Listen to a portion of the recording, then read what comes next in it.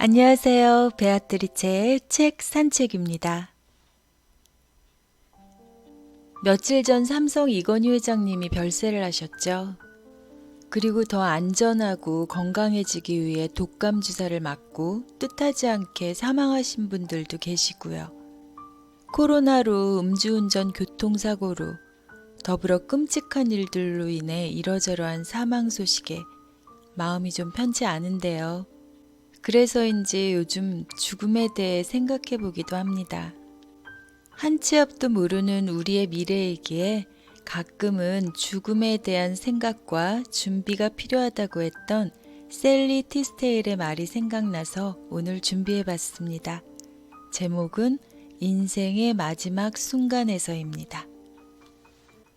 우리 사회가 고령사회로 접어들면서 죽음은 이제 더 이상 삶의 대척점이 아닌 동반자 관계로서 우리 생의 끝이라기보다 끊임없이 시작되고 이어지는 원형의 궤도 속의 하나의 선으로 인식되고 있는데요.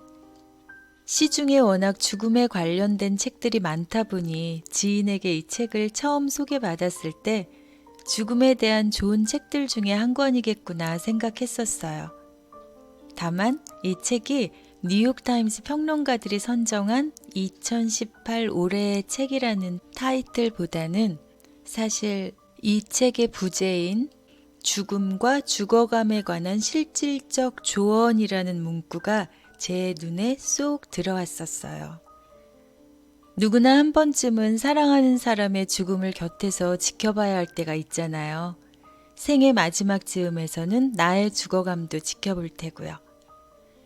우리가 많은 자료들을 통해 죽음이라는 단어와 친해지고 그 친숙함으로 사랑하는 사람의 죽음을 혹은 나의 죽어감을 조금은 두려움 없이 받아들일 수 있겠다 하지만 막상 예고 없이 현실로 다가왔을 때 우리는 무엇을 어떻게 해야 할지 몰라 당황하기 마련일 겁니다. 사실 사람은 어쩌면 큰일이 닥칠 당시에는 얼결에 용기를 내기도 합니다. 그러나 삶은 지속되죠. 격렬한 사고가 지나간 후에 일상으로 그것을 버텨내야만 하는 거죠. 공지영 작가의 말대로 어쩌면 그건 순교보다 더 어려운 일일 수도 있겠다는 생각이 듭니다. 이 책은요, 죽음을 앞둔 이와 그를 보내야 하는 사람 사이에서 그 순교보다 어렵다는 일상을 차분하고 의미 있는 그들만의 소중한 추억으로 간직할 수 있도록 이끌어주는 지침서라 할 수 있습니다. 저자 셀리 티스테일은요, 푸시카트 문학상 외에 다양한 문학상을 수상한 작가이기도 하지만 직업적으로는 완화 의료 분야에서 오랫동안 종사한 유명 작가로서는 다소 특이한 경력을 지니고 있는 분입니다. 이 책 역시 완화의료팀 간호사로 10년 넘게 일하면서 임종을 둘러싸고 벌어지는 다양한 경험들을 통하여 죽음과 죽어감에 관한 실질적인 조언과 관점을 제시하고 있는데요. 책을 읽는 내내 저는 혹시라도 주변에 죽음을 앞둔 이나 그 지인들이 있다면 이 책을 먼저 읽어보라고 권해야겠다는 생각을 했었습니다. 그만큼 저 스스로 얼마나 죽음에 대한 지식이 없을 뿐더러 그나마 알고 있는 지식도 잘못됐는지 그로 인해 죽음이 현실로 다가왔을 때 얼마나 큰 혼란이 가중될 수 있는지에 대해 알게 되었거든요. 사실 우리는 그저 몇몇 자산적인 부분에서 가족들을 위해 죽음을 준비했다고 말하기도 하고 묘자리나 추모공원에 한 칸을 마련해 놓고 안도의 한숨을 내쉬기도 하잖아요. 임종을 앞둔 이를 찾아가 위로의 몇 마디를 건네고 한결 가벼워진 마음으로 돌아서기도 하고요. 또 장례식장의 조문가서는 삼가 조의를 표합니다 라는 말과 그 이후에는 어떤 말을 해야 할지 서먹거리다가 되돌아선 경험도 있을 테고요. 부모의 재산을 두고 자식들끼리 싸우거나 임종을 앞둔 이를 옆에 두고 누가 어떻게 어디에서 모셔야 할지 서로 언성을 높이는 경우 등을 제외하고라도 실제 나 자신이나 사랑하는 사람의 죽음이 현실로 다가왔을 때 앞서 언급해 드린 것처럼 우리는 일상에서 전혀 경험치 못한 혼란을 경험하게 됩니다. 이것은 우리가 그동안 읽어왔던 죽음의 개념적이고 철학적인 이야기와는 또 다른 현실적인 문제겠죠. 이와 관련하여 셀리 티스데일은요, 좋은 죽음이란 어떤 것인가를 먼저 언급합니다.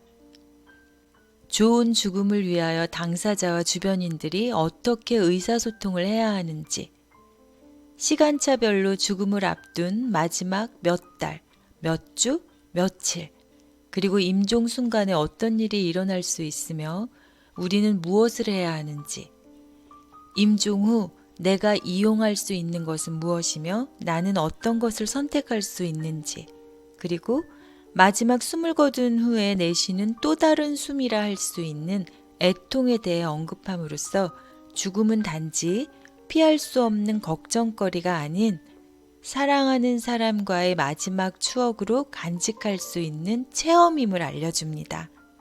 전체적인 이 책의 목차이기도 하고요. 먼저 그녀가 말하는 좋은 죽음이란 죽어가는 사람이 자기 운명을 받아들이는 것을 전제로 합니다. 무슨 뜻일까요? 여러분 혹시 아웃 오브 아프리카라는 영화를 보신 적이 있나요? 카렌 블랙센의 원작에 이런 내용이 나옵니다. 키쿠유족은 예측할 수 없었던 상황을 순순히 받아들이며 그런 일에 익숙하다. 백인들이 앞으로 닥칠 운명의 공격으로부터 자신의 안전을 지키기 위해 평생 전전긍긍하는 것과는 대조적이다. 그들은 순순히 받아들이는 것을 운명에 대한 대답, 즉 하늘이 말할 때 땅에서 보내야 하는 메아리라고 생각했다. 저는 이 문장을 읽을 때마다 항상 미소가 지어지는데요. 이런 마음으로 죽음을 맞이한다면 셀리가 말한 좋은 죽음이 되지 않을까 싶습니다. 다만 이런 마음으로 죽음을 맞이하는 사람이 몇이나 될까 싶네요. 사랑하는 이가 숨을 헐떡거리는 순간은 다른 생각을 할 여력이 없겠죠. 그때 눈앞이 깜깜해지고 그저 제발 막 이런 말밖에는 어떠한 명구도 떠오를 것 같지 않아요. 그래서 셀리는요, 죽음을 자주 생각해보고 죽음이 삶과 잘 어우러질 수 있도록 미리 준비하는 것이 삶을 훨씬 더 달콤하게 해준다는 말을 믿는다고 덧붙입니다. 스스로 꺼져가는 불빛에 대고 분노를 표하기보다는 사랑과 모험심에서 죽음을 만나고 싶다고요. 여러분도 이에 동참하고자 한다면 지금부터 그러한 자질을 기르고 익혀야 나중에 정신이 혼미해지더라도 그대로 행동할 수 있는 습관이 된다고 합니다. 이러한 습관을 기르기 위한 현실적인 지침들을 나열한 것이 이 책의 본문이라고 보시면 됩니다. 다양한 실질적인 조언들이 워낙 많아서 몇 가지만 요약해 보자면요. 먼저 의사소통 부분에는 셀리는 죽어가는 사람을 돌볼 때 에너지의 절반은 경청하는 데 쓰라고 말합니다. 그들과 함께 할 때는 3가지만 명심하면 된다. 차분하게 임하고 함부로 판단하지 말고 반복하라. 가끔 드라마나 영화를 보면 죽어가는 사람을 앞에 두고 울고불고 용서를 구하거나 심지어는 그가 말하려는 것을 막고 그를 가르치거나 그의 현실을 부정하기도 하잖아요. 당연히 대화의 중심은 그가 아닌 나에게 있을 테고요. 지금은 그런 얘기를 통해 대화를 주도할 때가 아니라고 셀리는 말합니다. 우리는 목격자이지 주인공이 아니니까요. 우리의 짐은 우리가 짊어져야지 죽어가는 사람에게 짊어지라고 요구해서는 안 되겠죠. 지금이야말로 열린 자세가 필요하다. 성급하게 부정하지 말고 당사자의 말을 듣고 깊이 생각한 뒤 반응하도록 하라. 더 자세히 말해달라고 하고 모르는 것은 물어보라. 이와 함께 셀리는 다음 문장을 부가합니다. 그들은 매 순간 죽어라 노력하고 있다. 당신도 그래야 한다. 왜 저는 이 문장이 이렇게 마음에 와닿을까요? 죽음을 받아들인다는 게 누구에게나 쉽지는 않겠죠.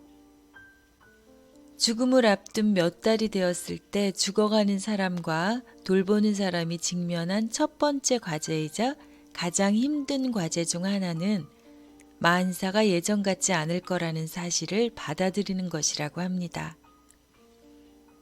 죽어가는 사람은 희망을 잃지 않는다. 그 희망이 조금씩 바뀔 뿐이다. 처음엔 실수이기를 바란다. 이렇게 엉터리 결과를 내밀다니 돌팔이 의사 아니야? 그 다음엔 완치를 바란다. 새로운 치료제가 나오고 기적이 일어나길 바란다. 하지만 희망은 두려움과 흡사하다. 둘 다 일어날지도 모르는 일에 근거를 두고 있다.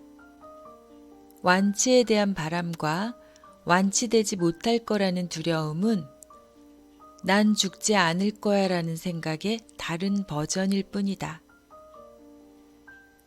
오랜 투병 생활을 통해 피로와 통증을 포함하여 어느 곳에서 어떤 방식으로 이 안타까운 변화를 받아들일 것인지 본문에서는 셀리의 직업적 경험을 토대로 현명한 대안들을 제시하고 있습니다.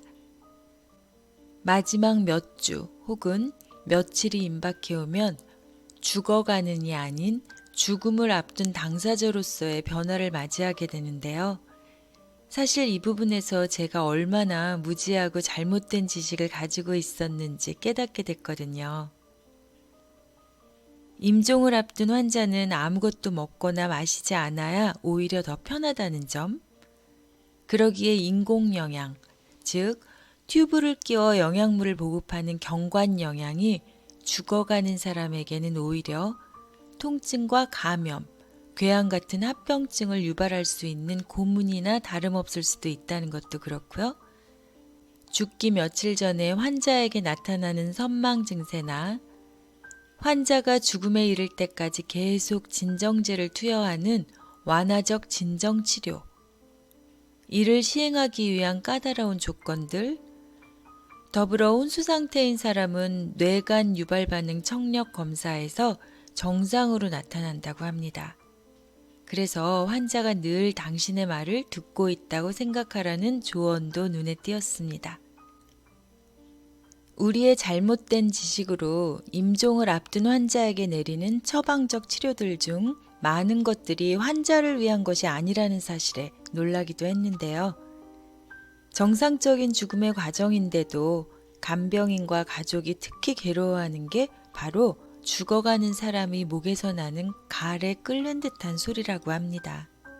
이런 요란한 호흡은 죽는 과정에서 일어나는 현상으로 그르렁그르렁 하고 갈에 끓는 소리가 시작되면 보통 하루 안에 사망하는데요.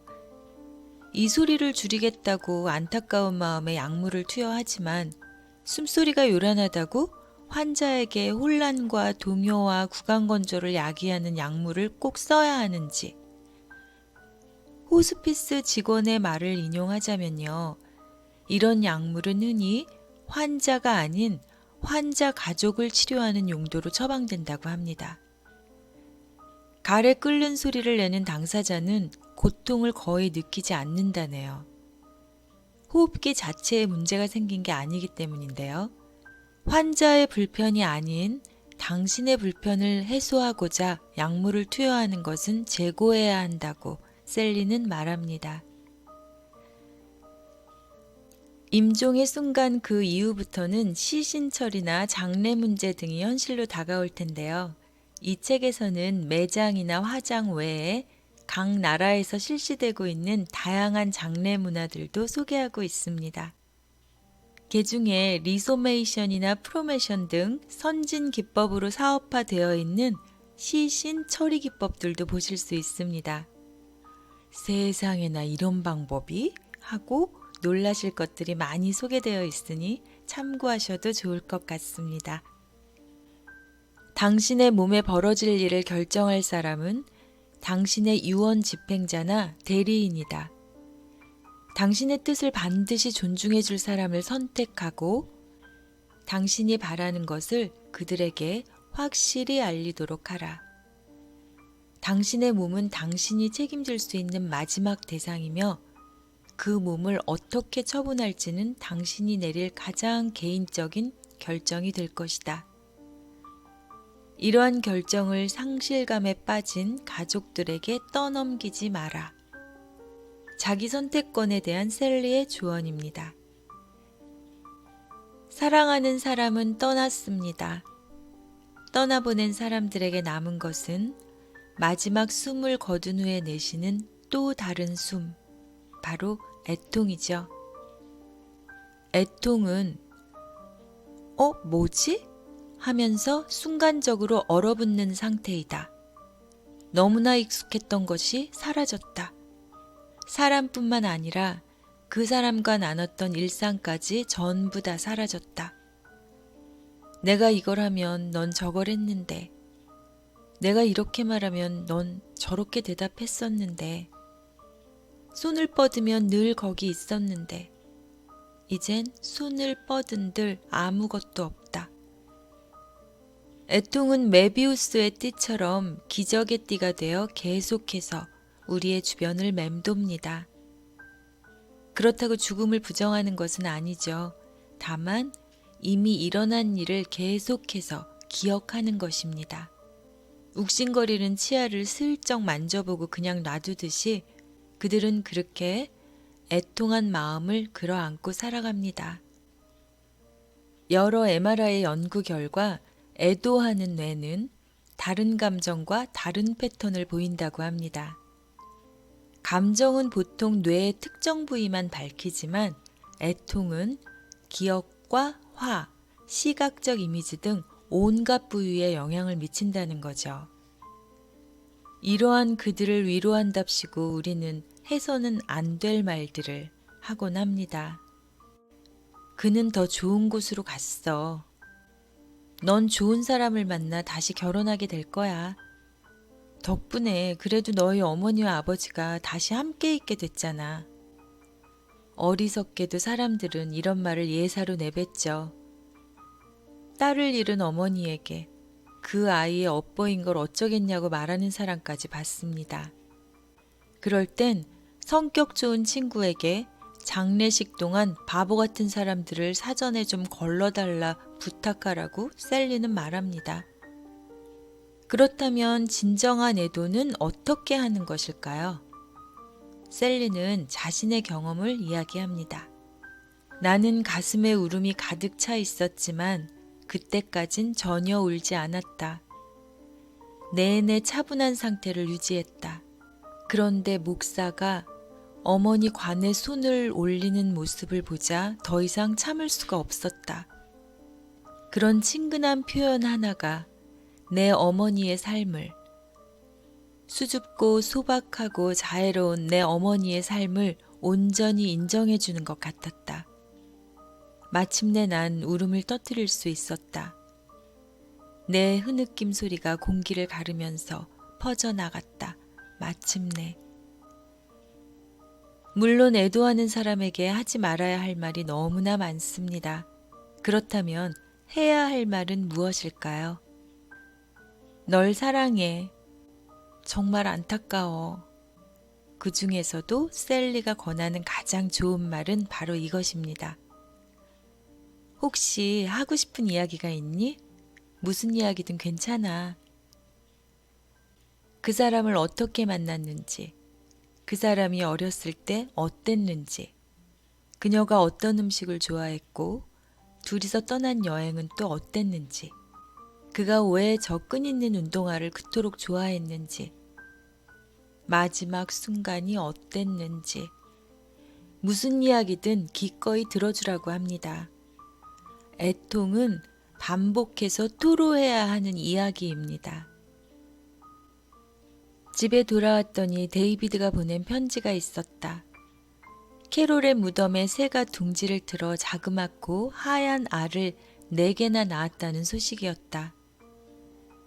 둥지는 캐롤의 묘석 바로 옆에 자리 잡았다고 했다. 캐롤의 묘지석이 둥지가 되었다. 캐롤이 무척 좋아했을 텐데 다음 순간 캐롤이 진짜로 좋아할 거라는 생각이 들었다. 아마 우리를 보고 환히 웃으며 이렇게 말하고 있을 것이다. 나 여기 있어. 캐롤은 떠나서 다시는 돌아오지 못하지만 그 대신에 다른 게 찾아왔다. 개미, 개구리, 독수리, 알. 베아트리체의 책 산책이었습니다.